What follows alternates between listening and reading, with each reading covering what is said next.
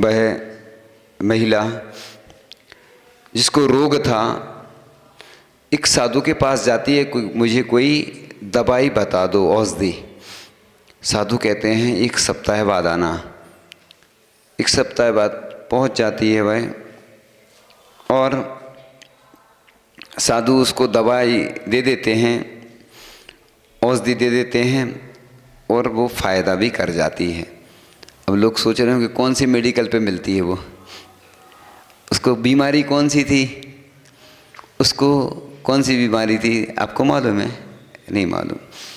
उसको क्रोध बहुत आता था।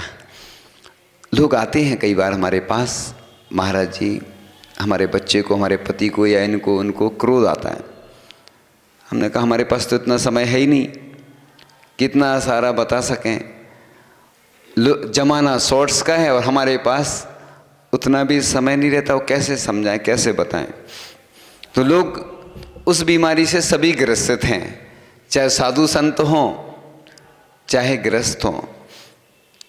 तो बस सबसे पहले अपन जानना चाहेंगे कि उससे क्या हानि होती है।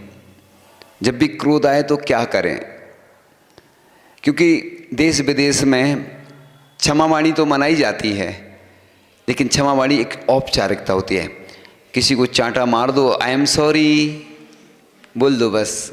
इंग्लिश में तो सबसे अच्छी क्षमा है, लेकिन जैन धर्म में ऐसी क्षमा नहीं होती है। जैन धर्म में क्षमा मांगना और क्षमा करना बड़ा, तो बस सबसे पहले अपन जानकारी करते हैं। आचार्य श्री को भी बताया था रामटेक में जब हम थे, क्योंकि मुझे याद तो रहता है, कई चीज़ें मैं भूल जाता हूँ, कई बार नहीं रहती याद, लेकिन कुछ कुछ सेव रहता है कंप्यूटर में। तो मुझे रामटेक में कक्षा चल रही थी, मैंने आचार्य श्री को बताया। आचार्य श्री को तो अच्छा, यानी आचार्य श्री भी ताज्जुब करके रह गए कि इतना नुकसान होता है क्रोध। इसलिए तो निमित्तों से बचना चाहिए। साधु संत को इसलिए तो लिखा है कि ऐसे क्षेत्र में नहीं जाओ, ऐसे व्यक्तियों से दूर रहो कि जिनसे क्रोध उत्पन्न हो, क्योंकि माचिस की तीली रहती, उसमें क्या रहती? आग रहती। जब तक उसको घिसोगे नहीं तब तक वो आग नहीं निकलती उसमें से। इसलिए चिकित्सा विज्ञान भी कहता है कि इससे high blood pressure, heart attack, diabetes, पाचन तंत्र में खराबी और ब्रेन हेमरेज और लकवा, कैंसर आदि घातक बीमारियां हो सकती हैं। क्रोध में लिए गए निर्णय सर्वथा गलत एवं विनाशकारी ही होते हैं। अर्थहानि होती है, द्रव्य हानि होती है, क्षेत्र हानि, भाव भावना में विकृत निश्चित रूप से हो जाती। अपने क्रोध के पूर्व परिणामों से शिक्षा लेवें, तभी विश्वास कर पाएंगे वे सर्वथा अनिष्टकारी ही हुए हैं। दीपायन मुनि का आता है, और बहुत सारे उदाहरण आते हैं। तो जब आप दूसरे के क्रोध को अच्छा नहीं मानते, कई बार क्रोध होना भी अच्छा है, फायदेमंद होता है। जब भी किसी साधु को क्रोध आता है ना, तो उससे फायदा होता है। क्या फायदा होता है?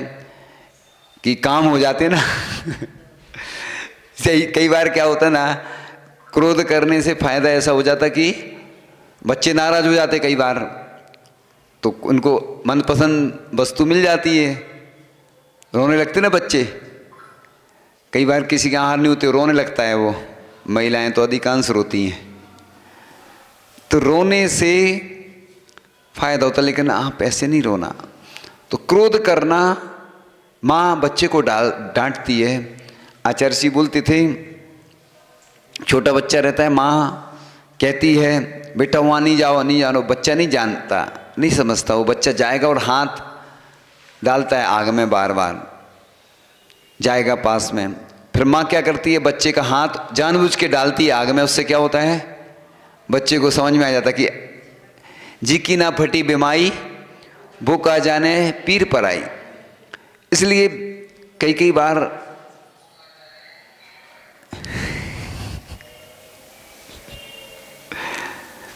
तो इस प्रकार से कई बार ऐसी स्थितियां, परिस्थितियां बन जाती हैं। इस प्रकार तो जिस व्यक्ति पर आपने क्रोध किया, अवसर मिलने पर वह आपका भारी नुकसान अवश्य करेगा। होता ही है, किसी पर अपन क्रोध कर देते हैं तो कई बार लड़ाई भी हो जाती, कई बार घाटा भी होता है, कई बार फायदा होता है ना। लोग, कोई क्रोधी व्यक्ति रहता है उसके पास लोग जाना ही पसंद नहीं करते, इसलिए साधु को कहे समता रखो। कई बार आहार में लोग जिद करते हैं तो मन में बहुत सारे विकल्प तो आते हैं, लेकिन अब ये सोचते हैं इनका पुण्य कैसे बढ़ेगा, तो जिद करते हैं। तो निवेदन करो ना, जिद नहीं करो।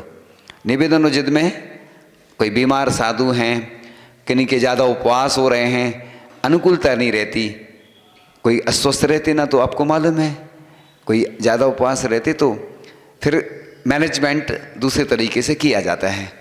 अभी चूंकि चर्चा वो नहीं है क्योंकि हमने एक MBAC लिखा है, मैनेजमेंट ऑफ बिजनेस, क्या नहीं मैनेजमेंट ऑफ भाव एंड द्रव आहार दान कोर्स, उसका नाम दिया था MBAC, शॉर्ट फॉर्म।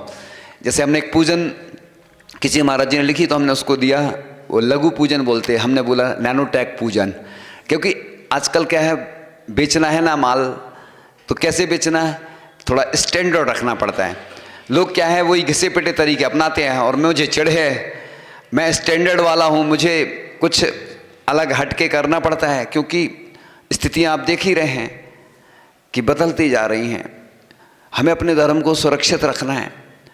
लोगों के वही घिसे पिटे तरीके रहते हैं हर चीज़ में, पूजन करेंगे तो वही तरीके से करेंगे, कुछ नए भी तो तरीके अपनाओ।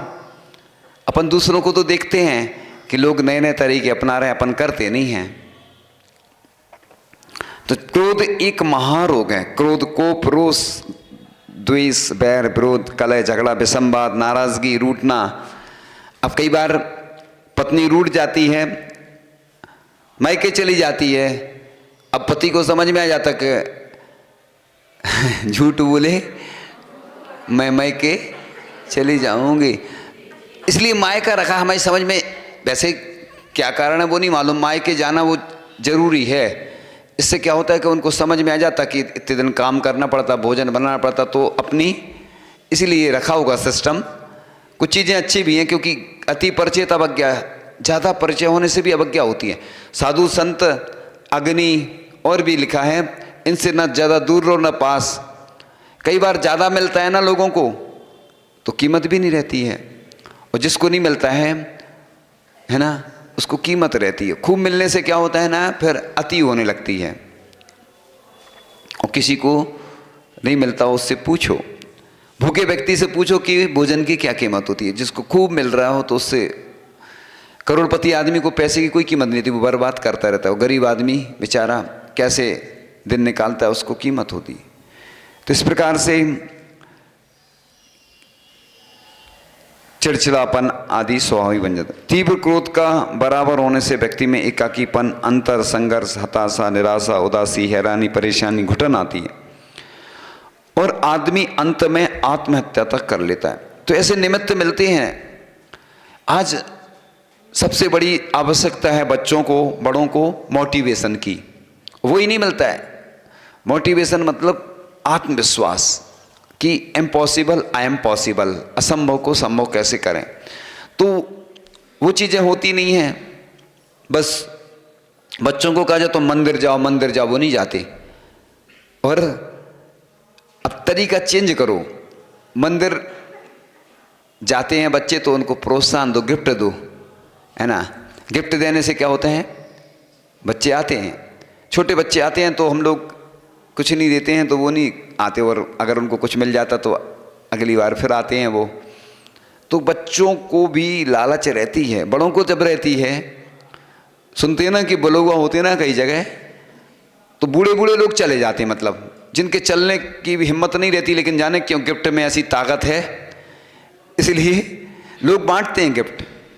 कई बार कार्यक्रम सक्सेस होते हैं दो कारणों से, एक बोलते हैं भोजन रखो फ्री, और एक आने जाने की व्यवस्था रखो। ऐसा लोग बोलते, मैं नहीं बोल रहा हूँ, क्योंकि मैं तो आने जाने का कुछ समर्थन नहीं करता, लेकिन मैं लोग ऐसा बोलते हैं, क्योंकि मैं अपने शब्दों में बोलता हूँ तो वो ठीक नहीं लगता, इसलिए दूसरे के शब्द।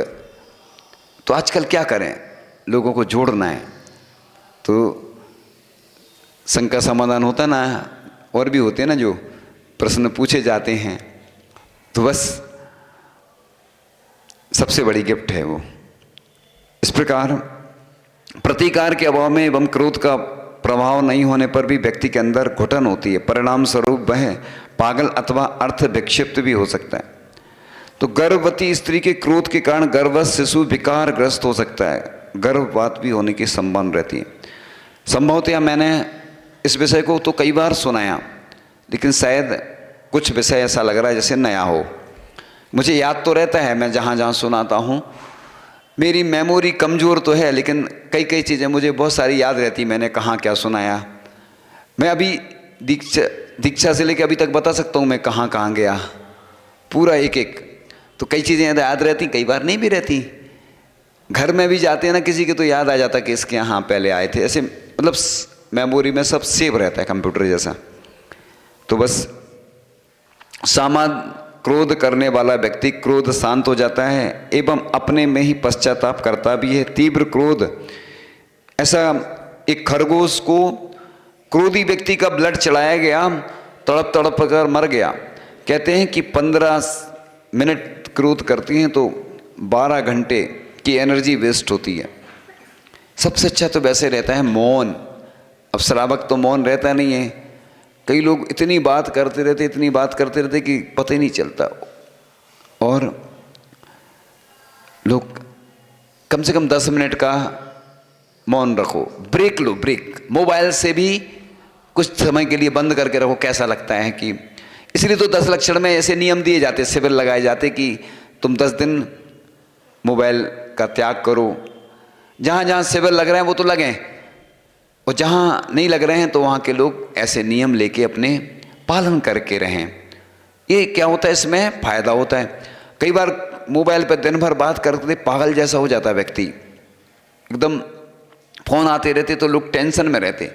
कुछ दिन बाद आप लिख लो अभी डायरी में कि स्थिति ये बनेगी, लोग मोबाइल फेंकेंगे, ऐसे अलग करेंगे, क्योंकि स्थितियाँ, क्योंकि कोई भी चीज़ पहले साइकिल चलती थी पुराने ज़माने में, तो लोगों ने धीरे धीरे अलग करके फिर और बढ़ते गए, प्रमोशन होता गया, फिर से साइकिल पे आ गए लोग।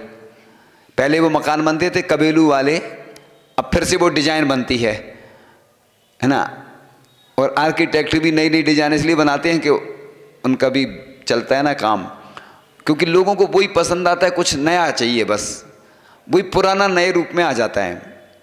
तो बस अब चर्चा चल रही थी कि अकेला, असहाय, बेसहारा, लाचार, कुंठित व्यक्ति क्रोध के द्वारा अपने प्रति लोगों का ध्यान आकर्षण करना चाहता है, साथ ही अपने अभिमत एवं व्यवहार का समर्थन भी चाहता है, पर मिलता कुछ नहीं है। फलता उसकी शारीरिक एवं मानसिक दोनों ही स्थितियां कमजोर हो जाती हैं। टीचर डांटता है ना बच्चों को, तो इसलिए डांटता है कि उनका भविष्य छिपा होता है। पाठशाला में पूरे भारत की स्थिति ये रहती है कि पाठशाला में जो बच्चे आते हैं और अगर डांट दिया तो वो आना बंद कर देते, और माता पिता उनके कहते हैं कि बताओ, वो जो शिक्षिका हैं जो भी पढ़ाते हैं उनने डांट दिया, हमारे बच्चे को डांट दिया, तो तुम्हारा बच्चा क्या कलेक्टर है, क्या एक्टर है कोई? अगर डांट दिया मतलब बच्चों को डांट देते हैं तो भी दिक्कत है, और नहीं डांटते तो शिष्य और शिष्य को डांट। अब जैसे आचार्य ऋषि भी हम लोगों को डांटते थे, अब आचार्य ऋषि नहीं हैं तो अब लगता है कि अब कोई डांट ही नहीं रहा अपन को। वो डांटते थे तो पहले बुरा लगता था ना, और अब समझ में आता है कि अब वो भी नहीं मिलती उनकी डांट। उनके शब्द याद आते हैं पल पल क्षण क्षण में, स्मृतियाँ आती हैं, पुण्य स्मृतियाँ उनके। तो बस क्या होता है ना कि माता हो, पिता हो, गुरु हो, ये जब भी डांटते हैं तो ये सोचते हैं कि ये सुधर जाए, ये अच्छा हो जाए। अब मैं नशे के बारे में किसी को बोलता हूँ, मान लो आहार लेता हूँ तो त्याग करवाता हूँ, तो उसको बुरा तो लगता है। अब दांत अलग दिख रहे हैं उसके कि खई के पान बनारस वाला, तो वो अलग दिख रहे हैं ना पान वाले। तो पान में दोष नहीं है, 36 हरी का बोलते, 36 हरी नहीं होती है, एक ही हरी होती है। ये तो किसी ने बोल दिया तो लोग, तो पान का निषेध नहीं किया, चूँकि आप जानते हो 2 व्यवस्थाएं होती हैं, एक घर की शुद्ध, एक होती है बाजार की। तो बाजार की चीज़ें अशुद्ध रहती, इसलिए मना किया जाता कि आप उसमें क्या क्या डालते अभी प्रसंग वो चल नहीं रहा है, मैं इसलिए ले नहीं रहा हूँ। मैं सुनाता सब हूँ, धीरे धीरे सुनाऊँगा, सब सुनाऊँगा कि क्या क्या होता है, किस चीज़ से क्या नुकसान होता है। तो बस कोई भी चीज़ खाने को मना नहीं है। किसी से फास्ट फूड का त्याग करो तो बोले घर का खा सकते, किसने मना किया कि घर का नहीं खाए? दिन भर खाओ ना तुम, तुम्हारे लिए दिन भर खाने को मना नहीं है। ये तो प्रतिमाधारी के लिए नियम रहता है कि 2 बार खाओ। जो 1 बार खाए वो योगी, जो 2 बार खाए वो भोगी, और जो बार बार खाए वो रोगी, और जो बार बार खाए उसकी मृत्यु निश्चित होगी। योगी तो 1 बार में भी उपवास कर लेते हैं, कर लेते कि नहीं, मालूम है ना आपको, सबको मालूम। तो योगी, भोगी, रोगी, ये स्थिति है। एक बार मैं ट्रेन में आ रहा था, पहले की बात है, तो कोई महिला थी, वो करीब 1-1.5 घंटे के सफ़र में वो कुछ ना कुछ खाती रही। मैं देख के थक गया, वो नहीं थकी। मतलब लोगों की स्थिति ये रहती है कि आने दो, फिर बीमार हो जाते हैं। तो आपको खाने को मना थोड़ी किया, शुद्ध चीज़ें खाओ। सामान्य लोगों को कोई मना नहीं रहता कि आप दिन भर खाओ, कोई दिक्कत नहीं। पर्युषण में अष्टमी चतुर्दशी को नियम रहते हैं। कई लोग रात में कहते हैं हमारा तो 8 बजे तक का नियम है, और कई लोग तो नीचे दुकान है, ऊपर मकान है, फिर भी रात में खाते हैं। हमें समझ में नहीं आता लोगों का कि पाप का अर्जन तो इसी से होता रहता है। अरे नियम लेके पालन करो, मजबूरी में अलग बात है। अब किसी साधु संत के हरि के नियम है, अब मान लो चौके में गए और हरी नहीं मिली तो क्या कहेंगे कि नहीं हमारा तो 5 हरी का नियम है, तो लाओ। तो भैया साधु संत त्याग भी कर लेते, ले भी लेते, तो उनका कोई ऐसा नहीं रहता। इसलिए अपन को समता रखना है। तो क्रोध से पतली रक्त वाहिनी नसें रक्त का दबाव बढ़ने के कारण फट जाती हैं, परिणाम स्वरूप कोई घातक रोग हो जाता है या मृत्यु हो जाती है। तो क्रोध के कारण मस्तिष्क हार्मोन्स में कमी आ जाती है। मैं क्या करता हूँ, जब भी कोई भी प्रवचन करता हूँ, जब भी कुछ बताता हूँ, तो साइंटिफिक रीजन जरूर देता हूँ। मेरे पास सब चीज़ों के प्रमाण रहते हैं। मैं सूतक के बारे में बताता हूँ तो सब चीज़ें मैंने संकलन की, तो कन्नड़ में, मराठी में सबका अनुवाद हुआ, इंग्लिश में, हिंदी में, बहुत सारी भाषाओं में। इसलिए करता हूँ कि जिससे कि सब लोगों के उपयोग में आए वो, इसलिए बताना जरूरी रहता कि लोग समझते नहीं हैं। इसलिए तो जब भी गुस्सा है तो छोटी छोटी सी बातों पर गुस्सा हो जाना कुछ लोगों की आदत में शुभ होता है। कई बार बच्चों से आहार नहीं लो तो वो रोने लगते हैं, चौकई में रोने लगते, इसलिए पहले ले लो, हाथ लगवा लो उनसे। तो बच्चों को क्या होता ना, रहता है गुस्सा जल्दी आ जाता है, कुछ उनको मिलता नहीं है उनके मन का। तो कहते हैं ना कि जैसे शराबी रहता ना, शराबी अपने घर में आता है, दूसरे घर में नहीं घुसता, अपनी पत्नी को मारेगा, अपने बच्चों को मारेगा। पुलिस वाले को जैसे ही देखता शराबी तो उसका शराब का नशा उतर जाता। ऐसे ही स्थिति क्रोधी की रहती है। लोग आते हैं, कई लोग हमसे भी लड़ जाते हैं, नाराज हो जाते, हो जाते हैं। अब हम लोग रास्ते में जाते हैं तो कुछ भी बोलते रहते लोग, तो समता रखनी पड़ती है। और आदमी, पत्नी कमज़ोर होगी तो पति उस पर गुस्सा होगा, पति कमज़ोर होगा तो पत्नी उस पर गुस्सा होगी, बच्चों पर, रिश्तेदारों पे। यानी क्रोध भी देख कर आता है, दर्भ छेद काल भाव के अनुसार आता है। कई बार हम लोग देखते हैं समाज में, जब भी मीटिंग वगैरह होती है ना, तो खूब खुन्नस निकालते दूसरे एक दूसरे पे। सुबह भी बताया था कि काम अगर किसी से सलाह लो ना, 10 लोगों से सलाह मांगो तो 100 लोग देने आ जाएंगे, और सहयोग 100 से मांगो तो 10 ही देंगे। मतलब आज स्थितियां विपरीत हैं। जब भी हम लोग जहाँ जाते हैं पहले चर्चा होगी, कोई कार्यक्रम होता है ना, पंचकल्याणक होते हैं, विधान होता है, कोई पर्युषण आते हैं, फिर पर्चा निकलेगा, फिर खर्चा होगा, फिर अर्चा होगी, फिर जब कार्यक्रम अच्छा हो जाता तो दुनिया में चर्चा होती है। तो मतलब ये सिस्टम ही चलते हैं। लोग धीरे धीरे करते हैं कीड़े की तरह, क्योंकि वो कहते हैं हमारा क्या बिगड़ना, हम तो आएंगे तो पर्युषण में शामिल। फिर बाद में प्रतियोगिताएं होती हैं, बाद में शामिल होते हैं, और फिर कहते हैं कि हमें मालूम नहीं, हमें पता ही नहीं चला। कई लोग तो मालूम झूठ साफ कौन सा झूठ बोलते हैं, सफ़ेद झूठ, बिल्कुल सीधा सीधा। कभी कहते हमें पता ही नहीं। इसलिए तो पुरानी परंपरा चलती वो रजिस्टर घुमाने की। अब वो बाबा आदम जमाने की, कोई बब्बा चले गए, परंपरा छोड़ गए। अब तो कौन से जमाने की चल रही है, हैं? हाँ, सबको मालूम चल जाता है। तो मतलब वही बोर्ड, वही सब चीज़ें, यानी लोग अपडेट नहीं करना चाहते अपने आप को। घर अपडेट हो गए, दुकान अपडेट हो गई, ऑफिस अपडेट हो गए, पूरी दुनिया, लेकिन बस वही पुराने ज़माने की। और जिनको आना नहीं है तो बस नहीं आना। मीटिंग होती है कई जगह तो लोग आते ही नहीं हैं, और जम जम के खूब होती, युद्ध होता है, भयंकर होता है। कुछ लड़के थे, अभी तो नहीं है वो, कहने लगे हाँ मीटिंग हुई, बहुत आनंद आएगा, मज़ा आएगा बोलते। मतलब लोगों को आनंद आता है उसी में, एक दूसरे की सुनते हैं, युद्ध होता है। स्थितियाँ ये हैं, सोचो आप। तो क्रोध के निमित्तों से बचना चाहिए। तो बस उस इसमें लिखा है कि गुस्से में वाहन आदि भी चलाना खतरनाक होता है। मूड खराब होने के कारण ज़्यादा रिस्क उठाने लगते हैं, इससे एक्सीडेंट की आशंका बढ़ जाती है।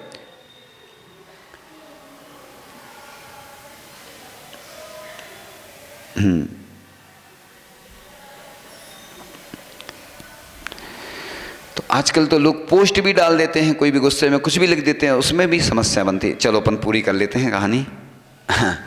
तो वो महिला साधु के पास जाती है, साधु औषधि दे देते, दवाई वो ग्रहण कर लेती है, उसको फायदा भी हो जाता है।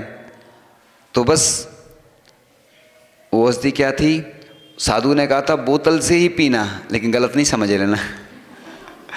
क्योंकि बोतल बोलो ना तो लोग समझ जाते कि बोतल में वो पी जाती थी, बोतल से ही, और बिल्कुल ट्रांसपेरेंट थी वो औषधि, दवाई, मेडिसिन ट्रांसपेरेंट थी, दिखती थी बिल्कुल साफ साफ। लेकिन साधु ने जो दवाई दी वो फ़ायदा कर गई। वो दुबली थी महिला और अच्छी हो गई, मोटी हो गई। तो बस अब साधु से पूछा उसने कि वो दवाई क्या थी। साधु ने कहा क्या करना, नहीं नहीं बता तो दीजिए। जैसे किसी को सर्दी है, उससे कहो कि सौंठ खा लो तो नहीं खाएगा। अमेरिका से टैबलेट आई है, 1000 की है, कितने की, 1000 रुपये की, अमेरिका से आई है, तो लोग जल्दी ले लेंगे, है ना। और अगर किसी से कहो कि ये तो सौंठ खा लो, तो अरे ये तो हमें मालूम था। इसलिए तो हम बताते नहीं लोगों को पहले से, कुछ भी सस्पेंस रखना पड़ता है। आचार्य कहानी सुनाते थे तो पहले से ओपन नहीं करते थे क्या। फिर बाद में आचार्य से बहुत कुछ सीखने को मिला, क्योंकि उनके तरीके बहुत अच्छे थे, बताते थे भी थे। पात्र खोल दो ना तो लोग समझे तो हमने कहानी सुनी है। ऐसे ही लोगों को छह डाला, अरे वो तो पढ़ा है, छह डाला क्या पढ़ना, तो हम पढ़ लेंगे आपसे। अरे हमें भी तो पढ़ना ही है ना। अरे किसी कोई अच्छा विद्वान है मिल जाए तो हम भी सोचते कि पढ़ ले अच्छी चीज़ें। तो हम तो देखो हमारे पास जो प्रॉपर्टी है, कल भी सुनाई थी, जो भी सुनाते हैं ना भजन है, सब दूसरे के लोगों के हैं, और हम तो लोग से मांगते हैं, हमें कोई देता ही नहीं है। आहार तो देते हैं लोग, हमें कुछ अच्छी चीज़ें, हम जितने भी मुनिराज हैं ना, सबसे भावना करके आते हैं, जब भी आते हैं कि हमें कुछ भेजते रहना, हमसे भी करते हैं। और मुझे तो देने में भी फ़ायदा होता है और लेने में भी फ़ायदा होता है, क्योंकि देने से बढ़ता है और लोग देने से डरते हैं। हम तो लोग कहते हैं कि वो हमारी वो हो जाएगी। हाँ, कुछ हमारे नियम शर्तें लागू रहती हैं। जब मैं माँ की कहानी सुनाता हूँ तो पहले संग में भी था, बहुत सारे लोग मांगने आते थे, और मेरे पास भजन तो मांगते ही हैं लोग, और भी चीज़ें मांगते। तो मैं तो कहता हूँ कि मेरे पास तो बहुत सारे हैं, सुन लो, अब तो सुविधा भी है ना। अब तो वो दिक्कत भी नहीं है, जब नहीं रहती तो बात पुराने ज़माने की थी वो सब, इसलिए कोई दिक्कत नहीं है। और वो महिला स्वस्थ हो गई। साधु से पूछा तो पहले एक चीज, इसका जो क्रोध का होता है वो क्षमा से जीता जाता है। अभी अगले पार्ट में चर्चा करेंगे, चूँकि वो महिला की कहानी इसलिए पूर्ण कर देती, ये वाला विषय चलता रहेगा, क्योंकि कई बार वो पूरी नहीं हो पाती कहानी। एक बार बीना बारा में मैंने प्रवचन किया, वो कहानी पूरी नहीं हो पाई, फिर जाने कितने साल बाद पूरी कर पाए हम। इसलिए मैं कभी कभी बीच में कुछ न कुछ व्यवधान आ जाते, कोई टूट जाए, तो कहानी तो पूरी कर ही दो। न कल का भरोसा है न पल का भरोसा, कब अपना शरीर धोखा दे जाए, कब कौन व्यक्ति धोखा दे जाए, इसलिए मैं किसी पे भरोसा नहीं करता हूँ। इसलिए मेरे पार्ट बहुत सारे अधूरे हैं अभी भी।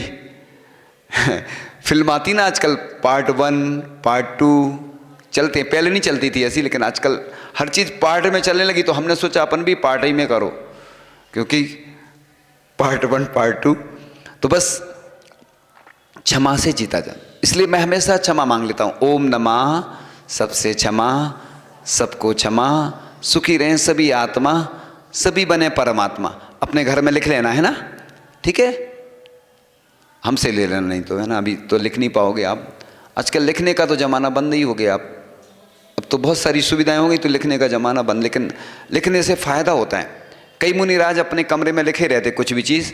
मैंने भी सोचा आज मैंने लिख लिया अपने पेपर पे कि मौन रहना सबसे अच्छा फ़ायदेमंद है। अपने कमरे में लिख लिया तो याद आ जाता ना। कई बार क्या है, संस्कार वही रहते ना, तो धीरे धीरे अभ्यास करो, सब चीज़ों का प्रयास करो। तो बस वो महिला ने पूछा कि साधु से दवाई क्या थी? तो साधु ने कहा कुछ नहीं था, उसमें जल था। जब भी क्रोध आता था तो तुम बोतल मुंह से लगाती थी, तो कहते ना मौन रहो सबसे अच्छा, जब भी स्थान छोड़ दो और उल्टी गिनती गिनो और ओम नमः सिद्धेभ्य का पाठ करो, है ना? ठीक है।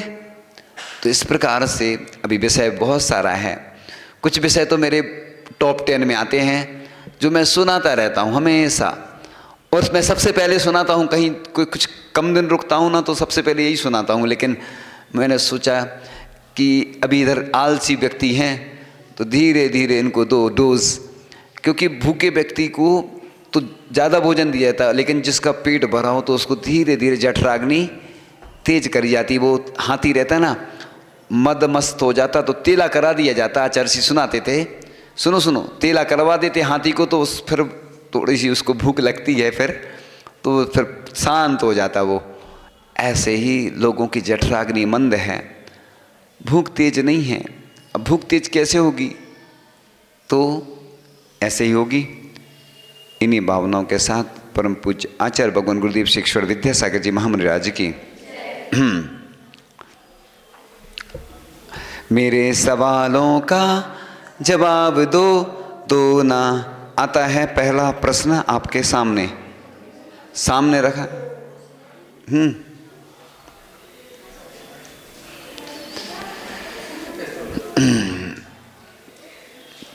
दे दो उनको, घर पहुंचा दो। 2 हैं, एक और होगा, कहाँ चला गया? मैं कहाँ तक करूं? सुनो, आता है पहला प्रश्न आपके सामने।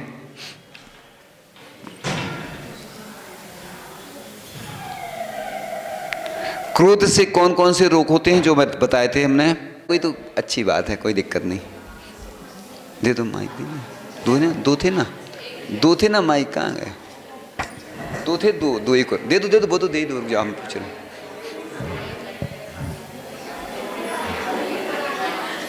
High blood pressure. हाँ, हाई ब्लड प्रेशर होता है। उत्तर बिल्कुल सही है।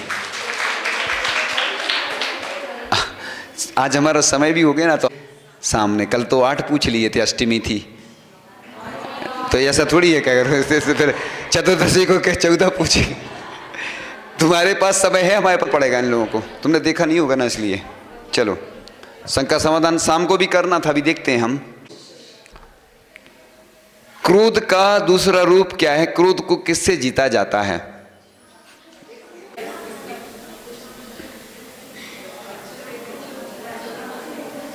अच्छे से बोलो, सुनाई दे रहा है? क्षमा। आता है आपके सामने। अब क्या करें, हमने क्रोध के बारे में प्रवचन किया और क्षमा तो करना ही पड़ेगा, क्षमा वाणी आने वाली है। फिर तीसरा प्रश्न आता है आपके। उस दवाई में क्या था? औषधि में क्या था? बताओ। सामान्य जल था। हाँ, उसमें औषधि में सामान्य जल था। चौथा प्रश्न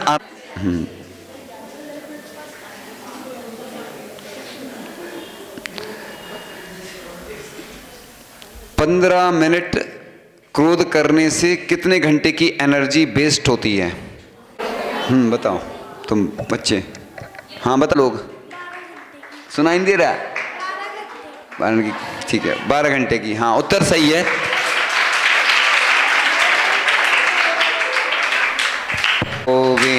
सुखिया होवे सारी दुनिया कोई दुखी न होवे।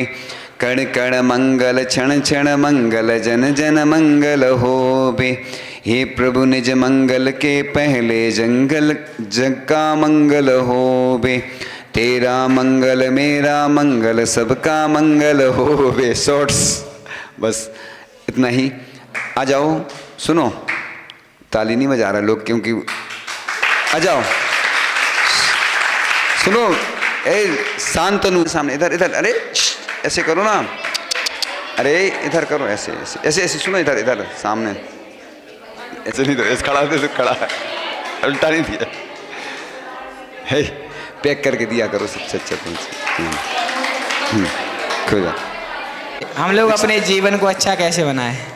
हाँ, जीवन को अच्छा बनाने के लिए कि मांगलिक क्रियाएं करें, पूजन आदि करें, अभिषेक शांति धारा आदि करें और नशे से दूर रहें। इससे आपका जीवन अच्छा बनेगा। इन्हीं भावनाओं के साथ परम पूज्य आचार्य भगवान गुरुदेव श्री ईश्वर विद्यासागर जी